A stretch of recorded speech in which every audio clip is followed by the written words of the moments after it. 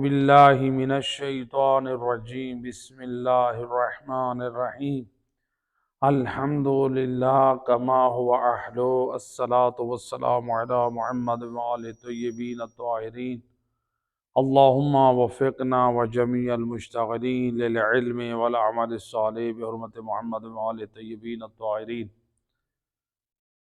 سلسلہ معرفت انبیاء علیہ السلام، آج اس سلسلہ معرفت انبیاء کا سلسلہ نمبر ہے 13 تو جس میں ہم حضرت نوح علیہ السلام کے حالات بیان کر رہے تھے۔ تو حضرت نوح علیہ السلام کے حالات میں پارٹ نمبر 1 ہو چکا، آج پارٹ نمبر 2 لاسٹ پارٹ ہے۔ تو انشاءاللہ اس کے بعد جو ہے سلسلہ انبیاء کا جو ہے وہ چلے گا۔ تو حضرت نوح علیہ السلام کے سابقہ حالات جہاں تک پہنچے تھے کہ انہوں نے حکم خدا سے کشتی بنائی۔ اب ظاہری بات ہے، سوال ہوتا ہے کہ اتنی بڑی کشتی تھی تو حضرت نوح علیہ السلام اکیلے تو نہیں بنا سکتے تھے، تو ظاہری بات ہے ان کے ساتھ کوئی ہونا بھی چاہیے۔ اور حضرت نوح علیہ السلام کی جو قوم تھی اس کے بارے میں ملتا ہے 70,000 قوم تھی، اور جو ایمان لانے والے تھے وہ کتنے تھے؟ صرف 80 افراد تھے۔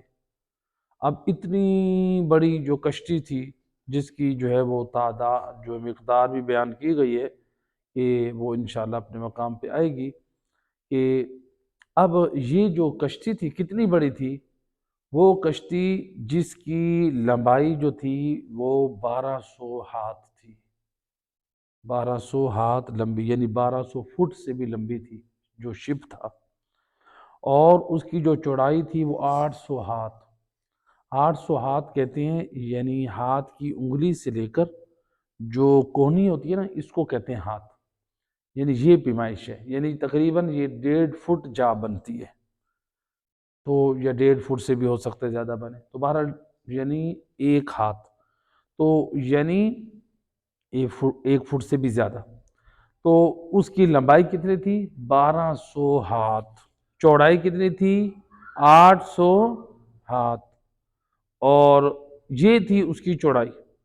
اور اس کی جو اونچائی تھی، زمین سے اونچی تھی جو، وہ تھی 80 ہاتھ، 80 ہاتھ، یعنی 80 فٹ سے بھی زیادہ، یعنی 100 فٹ سے بھی زیادہ اونچی، اتنی اونچی تھی۔ تو اتنی اونچی کیسے بنی تھی؟ بھئی اتنی اونچی بنانے کا مقصد کیا تھا؟ 3 منزلہ یہ تھی۔ سب سے جو اوپر والی منزل تھی نا، جو اس شپ کی جو اوپر والی منزل تھی، اس میں آدمی تھے، 80 آدمی تھے۔ حضرت نوح علیہ السلام، ان کی اولاد، یعنی جو ایمان لانے والے تھے وہ تھے، اور کھانے پینے کا سامان ہوتا تھا۔ جو دوسرا پورشن تھا، دوسرا اس کا جو حصہ تھا، اس میں حلال جانور تھے، گائے، بکریاں، اونٹ، پرندے، جو حلال جانور تھے، جو گھروں میں پالتو جانور ہوتے ہیں ان کو رکھا ہوا تھا۔ تو ظاہری بات ہے ان کو رکھا ہوا تھا، اور ان کے مثلاً جو ہے وہ دودھ اور یہ چیزیں غذائیں بھی حاصل ہو رہی تھی۔ اور تیسرا جو ہے حصہ جو سب سے نیچے تھا، وہ اس میں وحشی جانور تھے، جنگلی جانور تھے، ان کو رکھا گیا، ان کو جو ہے وہ اس میں اتارا گیا، تیسرے حصے میں نیچے خاص ترتیب سے ان کے اندر جو ہے وہ اتارا گیا۔ تو اب یہ جو اتنی بڑی شپ بنی، حضرت نوح اکیلے تو نہیں بنا سکتے، تو پھر کس نے بنائی؟ تو اب حضرت نوح علیہ السلام کا حکم خدا ہوا کہ کشتی بناؤ، لیکن ادھر سے قوم مذاق اڑانے والے تھی، دشمن تھے، لیکن اللہ تعالیٰ کا حکم ہوا کہ اے نوح، آپ اس کشتی کو بنانے میں اعلان کر دیں، جو یہ کشتی میرے ساتھ بنوانے میں کام کرے گا، اس لکڑیوں کو، جو کھجور کی لکڑیاں تھیں ان کو تراشے گا، بڑا محنت والا کام تھا، ان کی کٹنگ کروائے گا، تو اللہ تعالیٰ جو ہے اس کو یہ عطا کرے گا کہ وہ جس چیز کو بھی تراشے گا وہ چیز سونے کی بن جائے گی۔ تو لوگوں نے کہا کہ یعنی یہ اتنا تو سمجھتے تھے کہ نوح جو بات کرتے ہیں وہ پوری ہو جاتی ہے۔ اب لوگ جو تھے نا وہ کیا کرتے تھے، لوگ آ گئے شوق اور رغبت میں بہت ساروں نے کہا کہ غربت ہے، فاقے ہیں، چلو ہم جو بھی بنائیں گے وہ سونا بن جائے گا، تو ہم اس طرح کرتے ہیں، ہم بھی جاتے ہیں۔ وہ جا کے بنانے لگے اور وہ مذاق بھی اڑاتے تھے، کشتی بھی بناتے تھے اور مذاق بھی اڑاتے تھے۔ کیوں مذاق اڑاتے تھے؟ مذاق کس چیز کا اڑاتے تھے؟ مذاق اڑاتے تھے کہ کشتی تو بن رہی ہے، ہم کشتی تو بنا رہے ہیں، یہ کشتی چلے گی کہاں پہ؟ کیونکہ دریا ہے نہیں، نہ کوئی پانی ہے، اتنی بڑی کشتی بنا رہے ہیں، اور یہ جو ہے حضرت نوح یہ جو کہہ رہے ہیں کہ میں نے کشتی بنانی ہے اور اس سے میں نے اور میرے اوپر ایمان لانے والے نجات حاصل کریں گے، تو یہ کشتی جو ہے اس کے بنا تو رہے ہیں، اس سے یہ تو جو ہے کیسے چلے گی یہ؟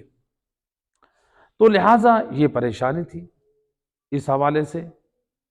اب یہ مذاق اڑا رہے تھے، یہ سمجھ رہے تھے کہ پانی نہیں ہے، دریا نہیں ہے، یہ کشتی فضول میں بن رہی ہے۔ مذاق بھی اڑاتے تھے لیکن بنا بھی رہے تھے اس لالچ اور اس غرض میں۔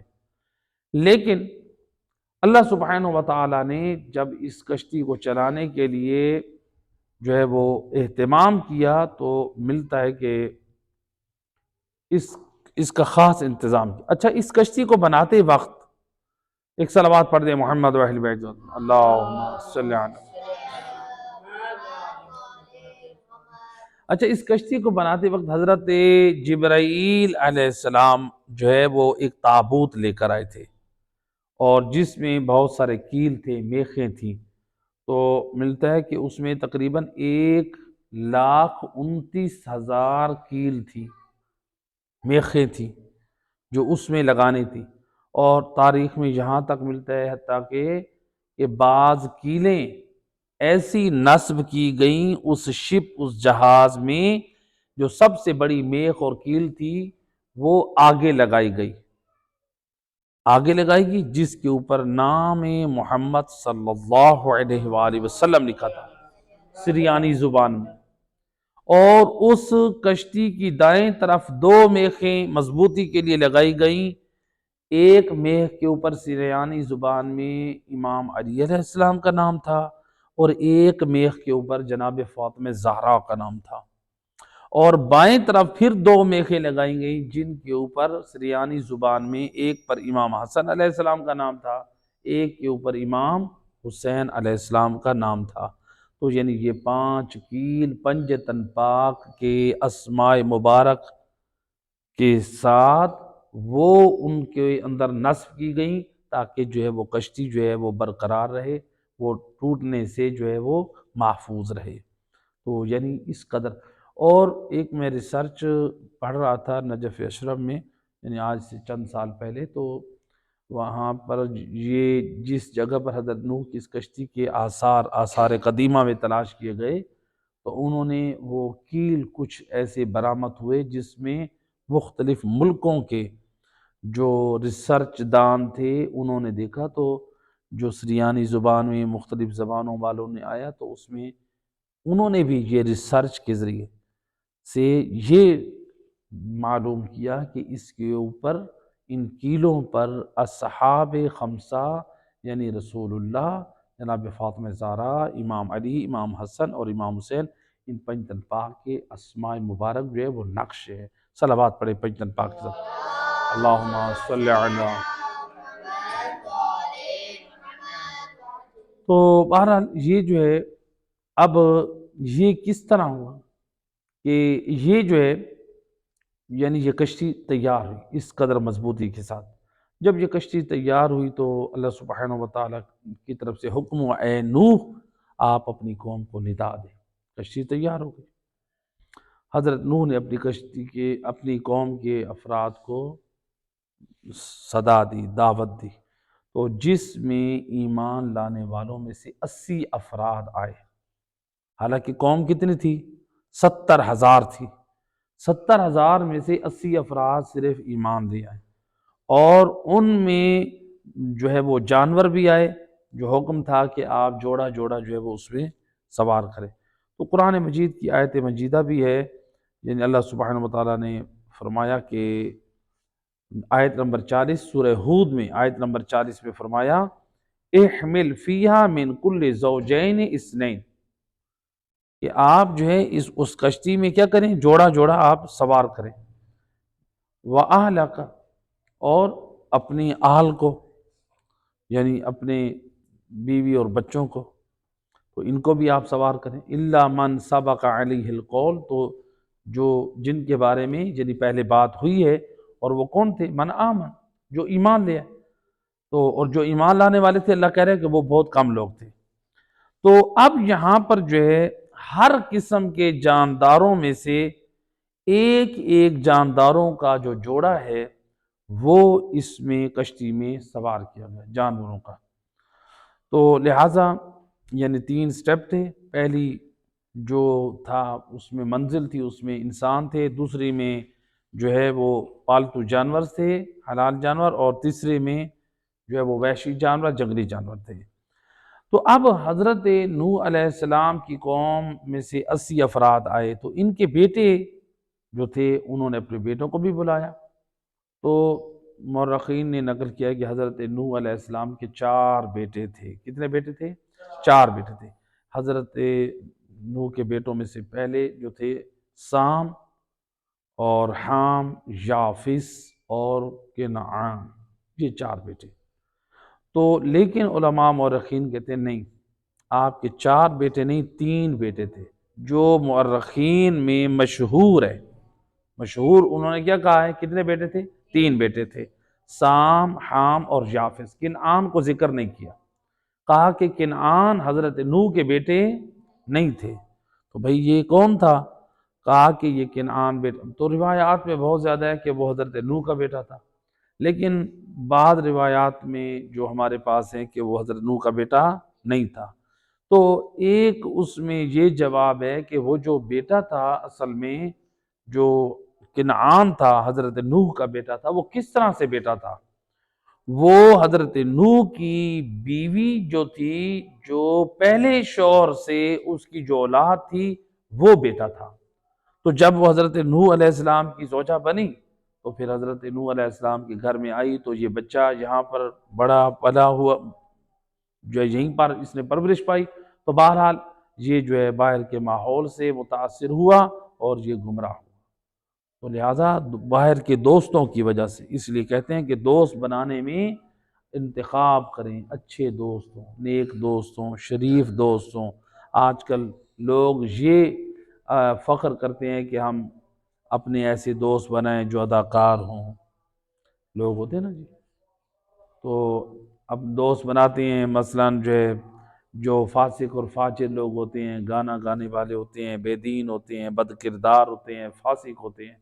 تو لہٰذا یہ دوستیاں انسان کو فائدہ نہیں دیتی، انسان کی شخصیت کو بھی خراب کرتے ہیں، بدنام کرتے ہیں، اور انسان کا اخلاق بھی پست ہوتا ہے، انسان زمانے میں بدنام بھی ہو جاتا ہے۔ تو لہٰذا انسان اچھا دوست بنائے، تو انسان کی پہچان دوستوں کے ذریعے سے ہوتی ہے۔ لوگ پھر اپنی محفلوں میں ذکر کرتے ہیں تو دوستوں کی تذکرے کی وجہ سے کرتے ہیں۔ تو بہرحال یہ جو ہے حضرت نوح علیہ السلام کے یعنی بیٹوں کے حوالے سے، بعض مورخین نے کہا ہے کہ 5واں بیٹا تھا، لیکن اس کا نام عابر تھا، وہ حضرت نوح کی جو ہے وہ طوفان سے پہلے وہ فوت ہو گیا تھا۔ تو بہرحال یعنی حضرت نوح کے یعنی یہ بیٹے جو مشہور ہیں وہ کتنے تھے؟ وہ 3 بیٹے تھے۔ اب یہ جو ہے اگر بعض اقوال کے مطابق حضرت نوح کے 4 بیٹے تھے یعنی کنعان، تو اس میں جو اہم چیز ہے وہ یہ ہے کہ اس جو حضرت نوح کی کشتی تھی اس پہ کتنے سوار ہوئے تھے؟ اس پہ فقط 3 سوار ہوئے تھے، سام، حام اور یافس۔ جو کنعان تھا وہ سوار نہیں ہوا۔ تو حضرت نوح اس کو بلاتے رہے کہ تم آؤ، اور وہ نہیں آیا، اس نے کہا میں پہاڑوں پہ اپنی نجات تلاش کروں گا۔ تو اب سوال یہاں پر بعض لوگ یہ بھی کرتے ہیں کہ حضرت نوح علیہ السلام جو ہے ان کا جو بیٹا کافر تھا اس کو وہ کیوں بلا رہے تھے، آ جاؤ۔ اللہ تعالیٰ سے وہ کیوں کہہ رہے تھے؟ تو یہاں پر معصومین سے بھی پوچھا گیا تو معصومین علیہ السلام نے یہ جواب دیا، کیونکہ حضرت نوح کو نہیں معلوم تھا کہ یہ جو بیٹا ہے، یہ کنعان جو ہے یہ کافر ہے، تو وہ اس کا جو کفر تھا حضرت نوح پر واضح نہیں تھا، تو اس نے اپنے اعلان کفر کب کیا؟ جب کشتی بن گئی، سارے لوگ آنے لگے، سوار ہو گئے، تو اس نے کہا کہ میں آپ کی کشتی پہ سوار نہیں ہوں گا۔ تو جب اس نے اپنے کفر کا اظہار اس وقت کیا تو اس وقت ہوا نا، تو جب اس نے کہا کہ میں پہاڑوں پہ پناہ لے لوں گا تو میں سوار نہیں ہوں گا، تو اس وقت اس کا کفر ظاہر ہوا ہے، تو پہلے اس کا کفر ظاہر نہیں ہوا تھا۔ تو بہرحال یہ وجہ ہے۔ تو ایک صلوات پڑھے محمد و اہل بیت اللہم صلی۔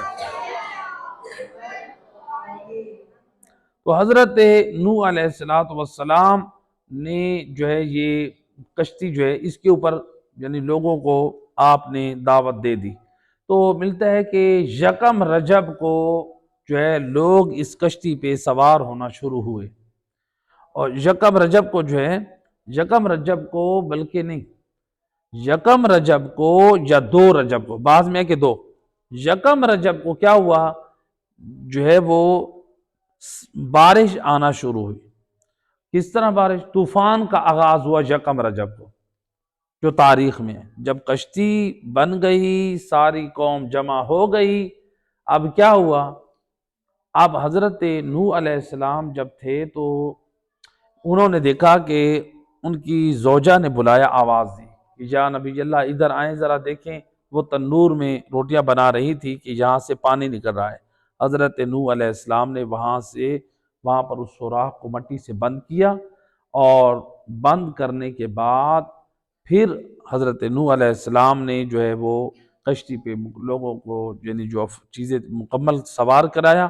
جب سب سوار ہو گئے تو اس کے بعد جا کے آپ نے تنور میں سے اس جگہ سے مٹی کو ہٹایا اور اس سوراخ کو کھول دیا، اور ملتا ہے تاریخ میں مختلف زمین کے حصوں میں سے چشمے جو ہے وہ پھوٹ پھوٹ کے نکلنے لگے، اور یہ زمین وہ سیلاب یعنی ایک طوفان کی شکل بننے لگا، اور آسمانوں سے بارش قطروں کی طرح نہیں آتی تھی، بلکہ آسمانوں سے پانی ایسے بہتا تھا جیسے ایک آبشار، یعنی پرنالوں کی طرح پانی جو ہے وہ گرتا تھا نیچے، بارش کی طرح پانی نہیں گرتا تھا، یعنی اس طرح سے پانی مختلف مقامات پہ اتنی کثرت سے پانی گرنے لگا، زمینوں سے بھی پانی نکلنے لگا، جس کی وجہ سے یعنی اب سارے کشتی میں سوار ہو گئے، تو پھر جو ہے یہ ایک طوفان ایک کھڑا ہوا، تو جس میں یہ کشتی جو ہے یہ روانہ ہوئی۔ یہ کشتی کس وقت روانہ ہوئی؟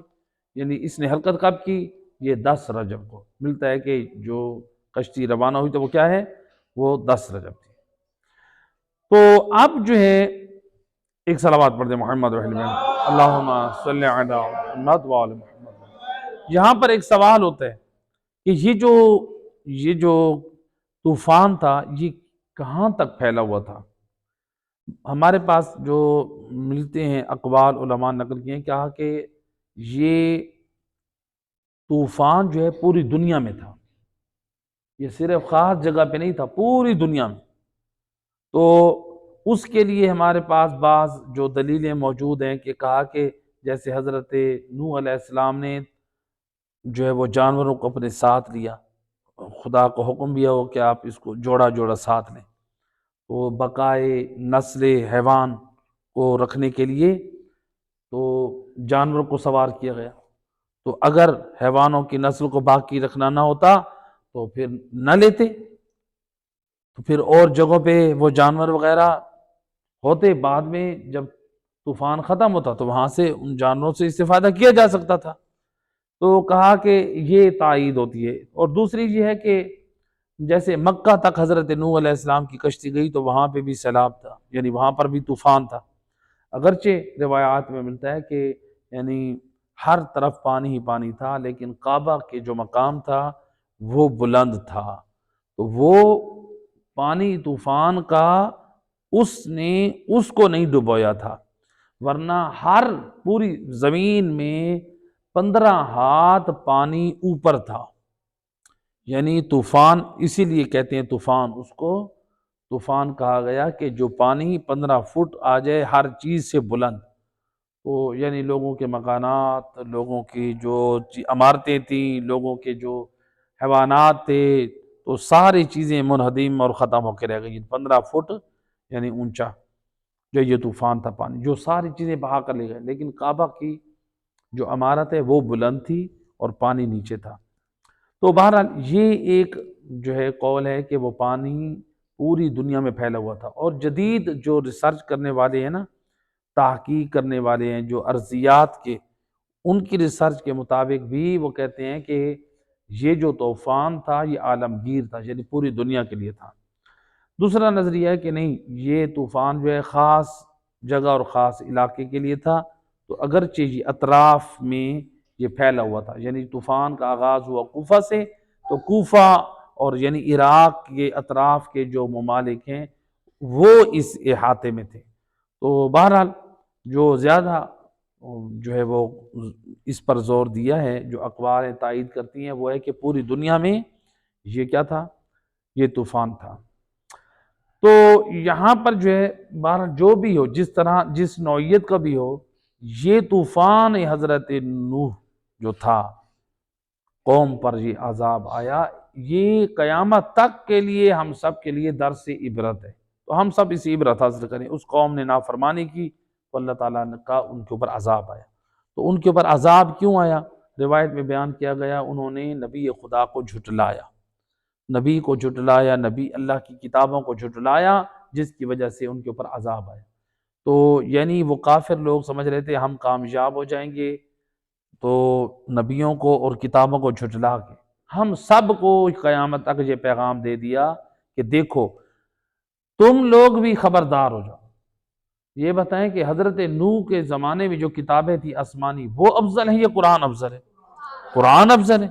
تو جب ان کتابوں کو جھٹلانے والے اور نبی کو جھٹلانے والے پہ اتنا عذاب آیا، تو جو ان انبیاء سے افضل سید الانبیاء ہیں، یا قرآن جیسی عظیم کتاب تمام آسمانی کتابوں کی سردار ہے، اگر کوئی ان کو جھٹلائے یقیناً وہ زیادہ عذاب کا مستحق ہے۔ تو لہٰذا یعنی ہمیں جو ہے اپنے آپ کو یعنی ان چیزوں سے تھوڑا قریب کرنا چاہیے، قرآن سے اور اہل بیت سے، رسول اللہ کی پاک سیرت سے، تو کہیں ایسا نہ ہو جو غلطی سب کا قوموں نے کی وہ عذاب خدا کے مستحق بنے، دنیا میں بھی اور آخرت میں بھی، اور ہم بھی آسمانی کتاب قرآن کو نظر انداز کریں، ہماری زندگی میں نہ قرآن کی تعلیمات ہوں، نہ رسول اللہ کی تعلیمات ہوں، نہ محمد وآل محمد کی تعلیمات ہوں، تو پھر ظاہری بات ہے ہماری زندگی میں دنیاوی عذاب آئیں گے مختلف بیماریوں کی شکل میں، مختلف مصیبتوں کی شکل میں، اور پھر آخرت میں بھی عذاب ہوگا، کیونکہ جب ہم دین پر عمل نہیں کریں گے تو پھر عذاب ہی عذاب ہوگا۔ تو لہٰذا جو ہے اس بات کی طرف جو ہے ہم سب کو متوجہ کیا گیا۔ اچھا، یہ جو ہے یہ سفینہ جو ہے یہ حضرت نوح علیہ السلام کا یہ کتنے دن حرکت میں رہا؟ تو ملتا ہے کہ روایات میں جو ہے کہ 7 دن اور 7 رات مسلسل یہ کشتی جو ہے یہ پانی پہ تیرتی رہی، خانہ کعبہ کا طواف بھی کیا، تو 7 دن اور 7 رات جو ہے یہ طواف کرتی رہی، یہ زمین پر یہ چکر لگاتی رہی۔ بعض میں اور بھی ہے، تو اس زمین میں بعض جو نقل ہوا ہے، بعض جو روایات میں نقل ہوا ہے کہ یہ طوفان 40 دن رہا زمین میں، یہ طوفان اس کا زور 40 دن تک رہا، لیکن یہ طوفان خشک ہونے میں 150 دن لگے، 150 دن لگے، اور اقوال مختلف ہیں، بعض اقوال ہیں کہ 6 ماہ لگے، بعض اقوال ہیں، بعض نے نقل کیا ہے کہ 5 ماہ لگے، یعنی 150 دن لگے خشک ہونے میں اس سیلاب کو، 6 ماہ لگے خشک ہونے میں، اور 5 ماہ لگے خشک ہونے میں، مختلف اقوال ہیں۔ تو بہرحال لیکن یعنی جتنے بھی ہوں تو اقوال موجود ہیں بہرحال، لیکن حضرت نوح علیہ السلام نے بالآخر دعا کی پروردگار سے، اور دعا کرتے وقت جو روایت ہے کہ آپ نے پنجتن پاک کے حق کا واسطہ دیا۔ حضرت نوح علیہ السلام نے اپنے زمانے میں اس مشکل گھڑی میں اگر واسطہ دیا تو کس کا دیا ہے؟ پنجتن پاک کا، رسول اللہ کے نام کا واسطہ، جناب فاطمہ زہرا کے حق کا واسطہ، امیر المومنین علی ابن ابی طالب علیہ السلام کے حق کا واسطہ، امام حسن امام حسین علیہ السلام کے نام کے واسطہ دیا، اور یہ واسطہ دے کر دعا کی، تو اللہ سبحانہ و تعالیٰ نے ان پنجتن پاک کے اسماء مبارک کے صدقے میں جو ہے وہ طوفان کو روکا، اور جو ہے کشتی اپنے قرار میں آئی، رکی۔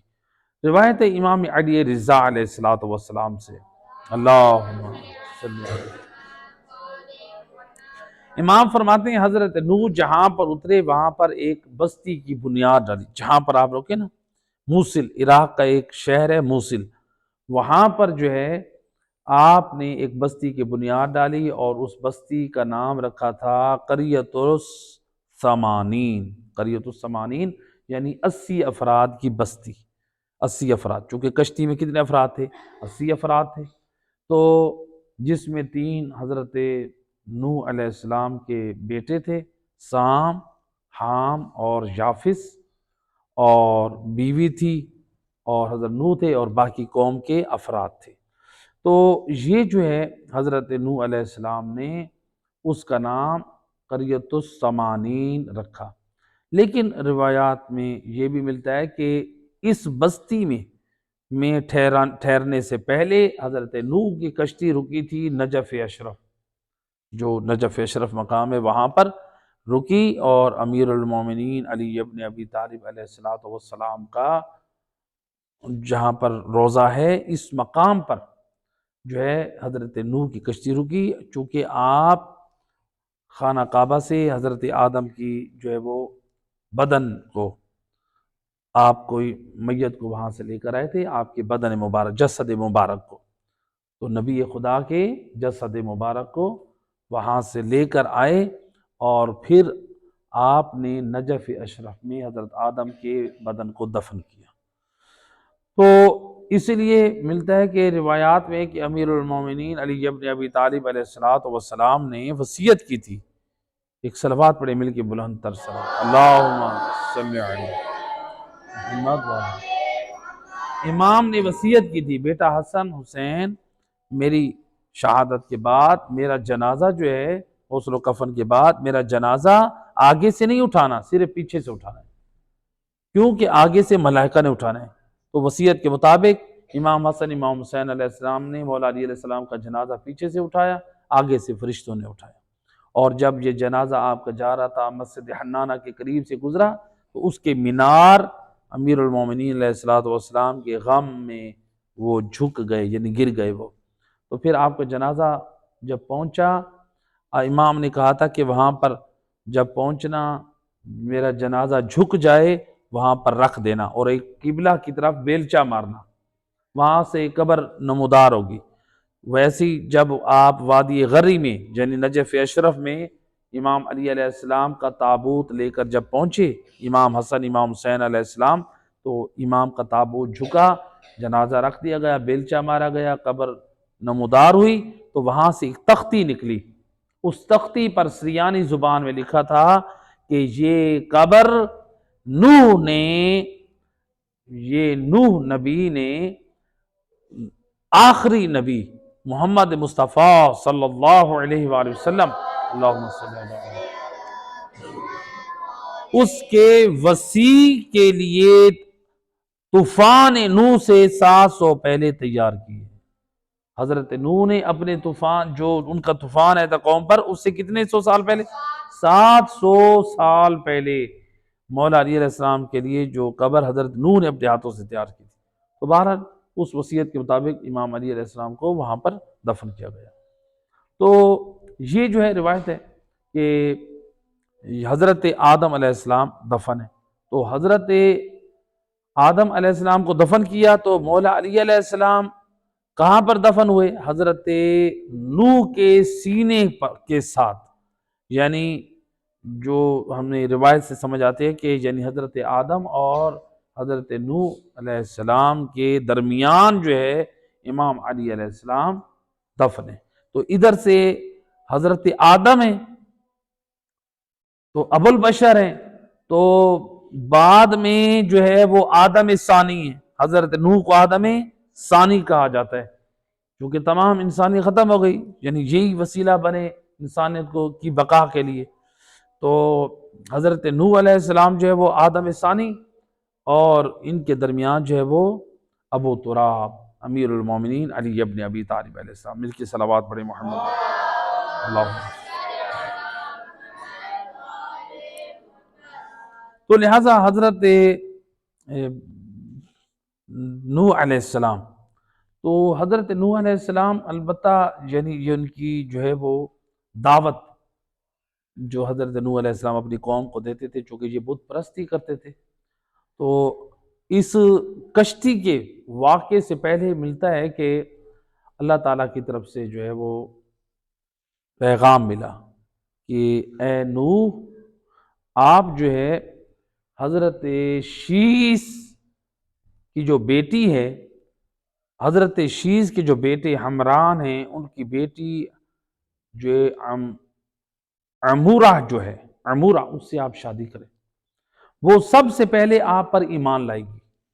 عمورہ بنت حمران بنت شیس علیہ السلام، حضرت شیس، تو حضرت شیس علیہ السلام حضرت آدم کے بیٹے تھے، تو حضرت آدم کے پوتے حمران اور ان کی بیٹی حضرت آدم کے پوتے کی بیٹی حمورہ سے شادی کی ہے کس نے؟ حضرت نوح علیہ السلام نے۔ اللہ کا حکم ہوا، کہا کہ یہ آپ پر پہلے ایمان لائے گی۔ حضرت نوح علیہ السلام کے پاس ایک سفید رنگ کا عصا ہوتا تھا، تو وہ جب اس عصا کو اپنے ساتھ رکھتے تھے، جو قوم کے اندر جو شر انگیزیاں ہوتی تھی نا، وہ عصا حضرت نوح کو بتاتا تھا کہ فلاں بندہ اس شرارت کا ارادہ رکھتا ہے، یہ فلاں بندہ یہ فلاں شرارت کا ارادہ رکھتا ہے۔ تو اب حکم خدا سے حضرت نوح علیہ السلام نے کہا ٹھیک ہے، خدا کا حکم ہے۔ تو روایت میں ملتا ہے کہ عاشور کا دن تھا، 10 محرم کا دن تھا اس وقت، حضرت نوح علیہ السلام کے زمانے میں عاشور کا دن تھا۔ تو عاشور کا دن تھا، یہ جو حضرت نوح کی جو قوم تھی یہ بت پرست تھی، تو یہ عاشور کے دن میلہ مناتی تھی، عید کا جشن مناتے تھے، اپنے بتوں کے ارد گرد جشن مناتے تھے، خوشیاں مناتے تھے۔ تو یہ جو ہے پوری جو ہے قوم حضرت نوح کی اپنے بت خانوں میں عید کا میلہ اور جشن منا رہی تھی۔ تو حضرت نوح علیہ السلام نے کہا کہ ان کی عید اور جشن کے دن جو ہے نا، جا کے جس دن یہ اپنے بتوں کے ارد گرد یہ عید اور جشن منا رہے ہیں، تو آج ہی کے دن جا کے ان کو خدا کی وحدانیت کا پیغام دو۔ تو حضرت نوح علیہ السلام نے وہاں پر جا کے کہا ایھا الناس قولوا لا الہ الا اللہ، اے لوگو لا الہ الا اللہ کہو۔ تو یعنی آپ نے کہا کہ اللہ کی برگزیدہ ہستی آدم ہیں، شیس ہیں، اور پھر کہا کہ آنے والے جو پیغمبر ہود ہیں، ان کے بعد حضرت ابراہیم ہیں، حضرت موسیٰ ہیں، حضرت عیسیٰ ہیں، حضرت محمد مصطفیٰ صلی اللہ علیہ وآلہ وسلم۔ تو جب حضرت نوح نے یہ ذکر کیا نا رسول اللہ کا اور خدا کا اور انبیاء کا، تو آتش کدہ جو بت تھے، یعنی وہ بھی وہاں پر سارا اس میں زلزلہ آئے، حرکت میں آئے سارے۔ تو ان لوگوں پہ خاموشی اور سناٹا اور خوف طاری ہو گیا کہ یہ کیا ہوا ہے۔ تو گویا یہ حضرت نوح علیہ السلام کی حقانیت کی دلیل تھی۔ آپ خدا واحد کی طرف دعوت دے رہے تھے، اور انبیاء کی طرف جو ہے اور سید الرسل کی طرف دعوت دے رہے تھے، یعنی ہمارے رسول اللہ صلی اللہ علیہ وآلہ وسلم تک کی بشارت دے دی۔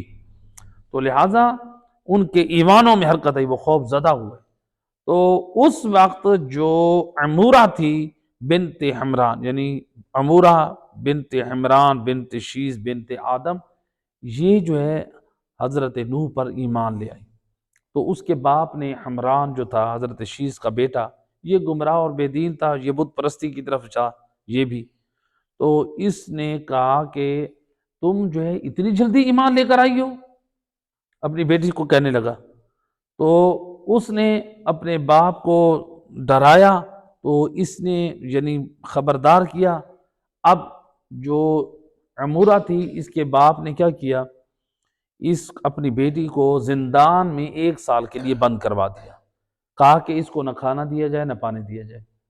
جب 1 سال بعد نکالا گیا تو جب عمورہ خاتون نکلی تو بڑی مطمئن اور اس کے چہرے پر جو ہے وہ نور تھا اور اطمینان تھا۔ کہا کہ یہ کیا، 1 سال تک نہ پانی نہ کھانا کچھ بھی نہیں، اور تیرے چہرے پر جو ہے وہ نور بھی ہے اور خوبصورت بھی ہے۔ تو اس نے کہا کہ میں نے نوح نبی کے رب سے فریاد کی تھی، تو نوح نبی آتے تھے اور وہ مجھے کھانا دے جاتے تھے، اور میں نے نوح سے نکاح کیا ہے، اور اللہ نے نوح سے مجھے سام فرزند عطا کیا ہے۔ تو لہٰذا جو ہے حضرت نوح علیہ السلام کی جو اولاد جو انبیاء کے علم کی وارث بنی، وہ حضرت سام علیہ السلام تھے، جو حضرت شیس کی اولاد میں سے یعنی تھی۔ تو یہ عمورہ، ایک صلوات پڑھے محمد وحل بیت اللہ۔ تو ملتا ہے کہ یعنی اس طرح سے اب سوال ہوتا ہے کہ حضرت نوح کی بیویاں کتنی تھیں۔ عام طور پہ لوگ سوال کرتے ہیں نا کہ حضرت نوح کی کتنی بیویاں تھیں۔ ایک بیوی جو ہے وہ جو تاریخی اعتبار سے حضرت نوح کی 2 بیویاں تھیں، ایک کا نام عمورہ تھا جو تاریخ میں کہ جس سے حضرت سام کی ولادت ہوئی، اور ایک تھا رابعہ، یہ کافرہ تھی اور یہ کنعان کی ماں تھی، یعنی جو بیٹا کافر تھا جس نے کشتی پہ سوار ہونے سے منع کیا، اس کی ماں بھی کافرہ تھی۔ تو اس کے بارے میں ہے کہ یہ یعنی مجنون کی طرف جو ہے یہ جنون پاگل پن کی طرف آ گئی تھی۔ تو بہرحال یہ جو ہے تو یہ خاتون جو کافرہ تھی یہ بھی سوار نہ ہوئی، اس کا بیٹا کنعان بھی سوار نہ ہوا، اور جو رابعہ جو تھی عمورہ مومنہ تھی، یہ جو ہے سوار ہوئی اور ان کا بیٹا بھی سوار ہوا۔ تو اب حضرت نوح کے کتنے بیٹے سوار ہوئے تھے؟ 3 بیٹے، سام، حام اور یافس۔ لیکن ان 3 بیٹوں میں سے 2 بیٹے منحرف ہو گئے، گمراہ ہو گئے تاریخی اعتبار سے، جو ہمارے پاس جو ہمارے شیعہ مصادر میں جو روایات ہیں کہ سام جو ہے وہ کیا ہے، اس سے آگے سلسلہ چلا، جو حام اور یافس ہیں یہ دونوں کیا ہو گئے، یہ دونوں منحرف ہو گئے اور گمراہ ہو گئے۔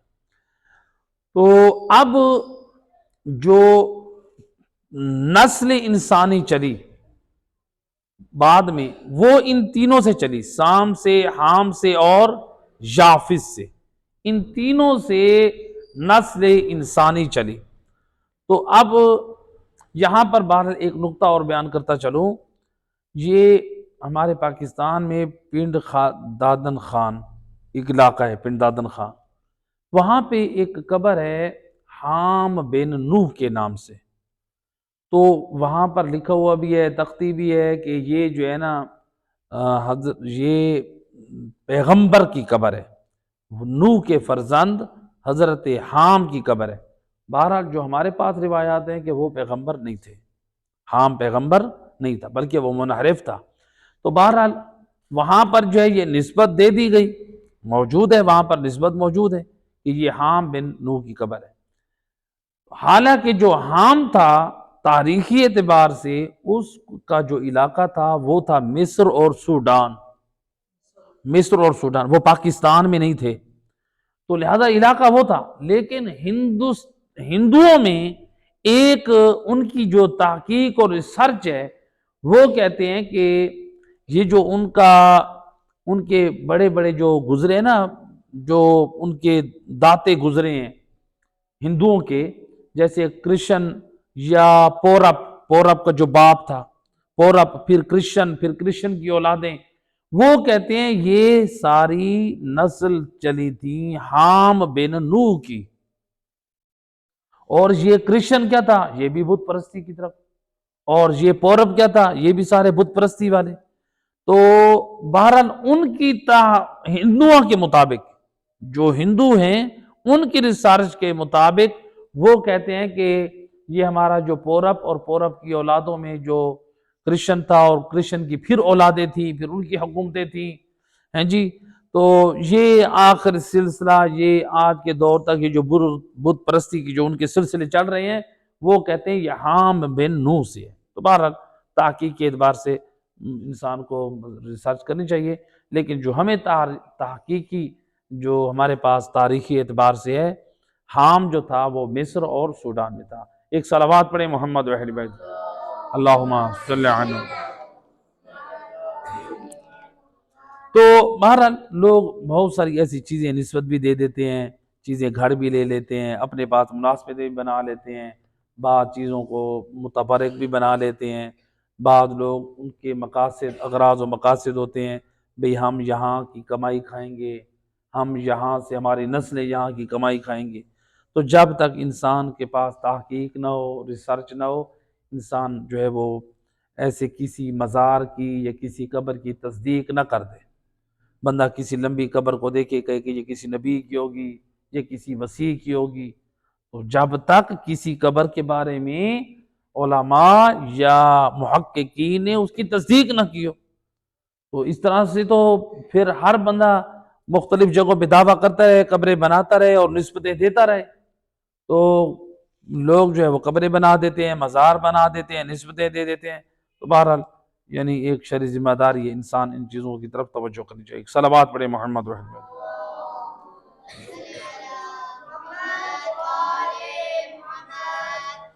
اور حضرت نوح علیہ السلام کے جو حالات ہیں، حضرت نوح علیہ السلام کے حالات میں سے کہ ان کے زمانے میں دیکھیں دلچسپ ہمارے لیے جو پیغامات بھی ہیں کچھ۔ حضرت نوح کے زمانے میں ایک عجیب واقعہ پیش آیا، اور یہ روایت ہے امام محمد باقر علیہ السلام، اللہم صلی علی محمد۔ امام فرماتے ہیں حضرت نوح کے زمانے میں جو خواتین تھیں ان کو سال میں ایک مرتبہ مینسز آتے تھے، وہ پیریڈ کے ایام، یعنی ماہانہ جو اپنی منتھلی جو نجاست دیکھتے تھے نا، جو نجاست ہے وہ سال میں ایک مرتبہ دیکھتے تھے۔ کس میں؟ سال میں ایک مرتبہ۔ حضرت نوح کے زمانے میں خواتین جو نجاست دیکھتے تھے، پیریڈ کے ایام ہوتے تھے، تو جس کو مینسز کہتے ہیں، وہ سال میں ایک مرتبہ ان کو ہوتا تھا۔ تو امام فرماتے ہیں یعنی کیا ہوا؟ امام علیہ السلام فرماتے ہیں حضرت نوح کے زمانے میں 700 خواتین، 700 خواتین ایک بہت بڑا عدد ہے، 700 خواتین تھیں جو بے پردہ رہتی تھی، بھڑکیلا لباس پہنتی تھی، زیورات پہن کر اپنے آپ کو زیب و زینت کے ساتھ آراستہ رکھتی تھی۔ یعنی عورتیں کیسی تھیں؟ بے پردہ، بھڑکیلا لباس پہن کر، زیورات پہن کر، یعنی اس دور کا میک اپ اور زینت اور آرائش کر کے کیا کرتی تھی؟ یہ شہروں میں گھومتی تھی۔ جیسے آج آپ دیکھیں نا، مختلف آج یہ حضرت نوح کے زمانے کی بات امام بتا رہے ہیں۔ آج آپ دیکھیں کراچی میں، کلفٹن میں، اسلام آباد میں، لاہور میں، ملتان، مختلف جگہوں پہ، ملتان میں آپ جائیں، یعنی اس دور میں 1445 ہجری کی میں آج بات کر رہا ہوں، آج ذرا دیکھیں اس دور میں کیا حالات ہیں کہ خواتین میں کس قدر بے حیائی ہے، کس قدر بے پردگی ہے، کس قدر بھڑکیلے لباس ہیں، کس قدر میک اپ ہے، کس قدر فیشن ہے۔ اب دیکھیں جو اس دور میں بے غیرتی اور بے حیائی کو فروغ دے رہی ہیں جو خواتین، بھڑکیلے لباس پہن کر بے پردہ اور زینت آرائش اور زینت کر کے جو نکلتی ہیں، ان خواتین کو بندہ یہ سمجھائے کہ دیکھو حضرت نوح کے زمانے میں بھی یہ خواتین ایسا کرتی تھی، تو پھر کیا ہوا؟ امام علیہ السلام فرماتے ہیں یہ خواتین مکس گیدرنگ کرتی تھی، مردوں کے ساتھ آزاد گھومتی تھی، پھرتی تھی، ان کے ساتھ اٹھتی تھی، بیٹھتی تھی، جس کا نتیجہ کیا ہوتا تھا؟ ان کے ساتھ مخلوط ہوتی، پھر زنا جیسے گناہ میں مبتلا ہوتی۔ امام فرماتے ہیں جس کے نتیجے میں ان 700 خواتین کو جو حیض آتا تھا، مینسز آتے تھے سال میں ایک مرتبہ، اس بدعملی اور گناہ کی وجہ سے اس آزادی کی وجہ سے مینسز ان کو جو پیریڈ کے ایام تھے ان کو منتھلی شروع ہو گئے، ہر مہینہ شروع ہو گئے۔ جب ہر مہینے شروع ہوئے تو جو جن مردوں کے ساتھ یہ بیٹھتے تھے انہوں نے نفرت کرنا شروع کر دی، اپنے آپ سے ان کو نکال دیا۔ تو جب یہ ان سے نکل گئی تو ان کی رغبت نہیں تھی کہ ان کے اندر کثافت اور گندگی اور خون ہے، تو لہٰذا ہم ان سے دور رہتے ہیں۔ تو لہٰذا امام فرماتے ہیں پھر ان خواتین، وہ 700 خواتین، اب کیا ہوا، انہوں نے اپنی اولادیں پیدا کی، جو اور تھیں عورتیں پاک دامن ان کی بھی اولادیں پیدا ہوئی۔ اب ان کی اولادیں اور ان کی اولادیں آپس میں جب شادیاں ہوتی گئیں تو یہ مخلوط ہو گئی۔ تو امام فرماتے ہیں پھر اس کے بعد لوگوں میں یہ سلسلہ یعنی یہ چل نکلا کہ خواتین میں پھر ہر ماہ جو ہے یہ پیریڈ کے ایام شروع ہو گئے۔ تو یہ گندگی کس کا سبب بنی؟ ان خواتین کا، وہ جو خواتین آزادی کے ساتھ مکس گیدرنگ کرتی تھیں اور بے حیائی اور بے غیرتی کے ساتھ بے پردہ اور زیب و آرائش کے ساتھ جو ہے وہ کھلے آزاد پکنک کے ماحول جو ہے وہ ساتھ چلتی تھی۔ تو بہرحال ماحول کو اس طرح خراب کیا تو جس کا جو ہے وہ عذاب تو ملنے ہیں، نقصان تو اٹھانا ہے۔ تو ظاہری بات ہے جو خواتین اس دور میں بھی اس طرح سے کرتی ہیں تو ظاہری بات ہے وہ جنسی اعتبار سے تو ان کے اندر بھی کتنی ایسی بیماریاں پیدا ہو سکتی ہیں، ہوتی ہیں، بلکہ جو خواتین اس طرح سے یعنی اپنے آپ کو آزاد رکھتی ہیں اور اپنے آپ کو آزاد مقامات پر لے جاتی ہیں وہ بیماریوں کی طرف بڑھتی ہیں۔ اللہ تعالیٰ نے خاتون کو ایک موتی کی طرح، جس طرح موتی صدف میں محفوظ رہتا ہے تو اسی طرح خاتون بھی پردے میں محفوظ رہتی ہے، اس کی عزت محفوظ رہتی ہے، اس کی ناموس محفوظ رہتی ہے۔ صلوات پڑھ دیں محمد وعلیہ۔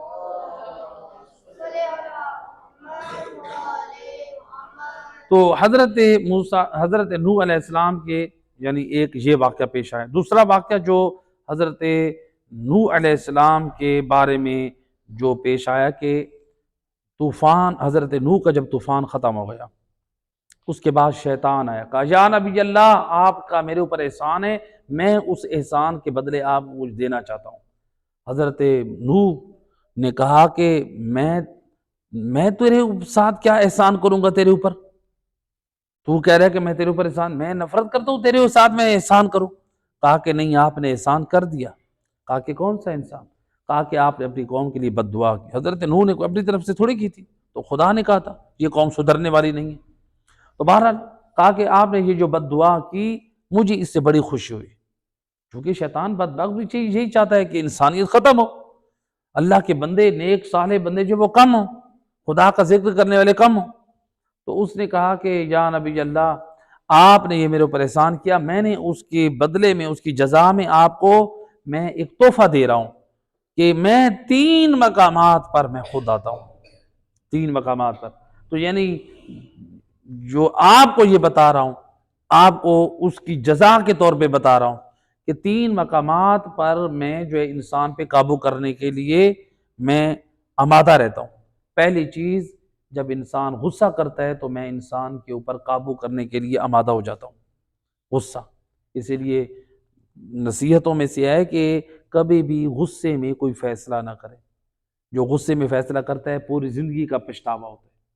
عام طور پہ دیکھیں نا لوگ غصے میں طلاقیں دے دیتے ہیں، اس لیے ہمارے فقہ امام جعفر صادق علیہ السلام میں غصے میں طلاق نہیں ہوتی، ہماری فقہ امام جعفر صادق علیہ السلام میں غصے میں طلاق نہیں ہوتی۔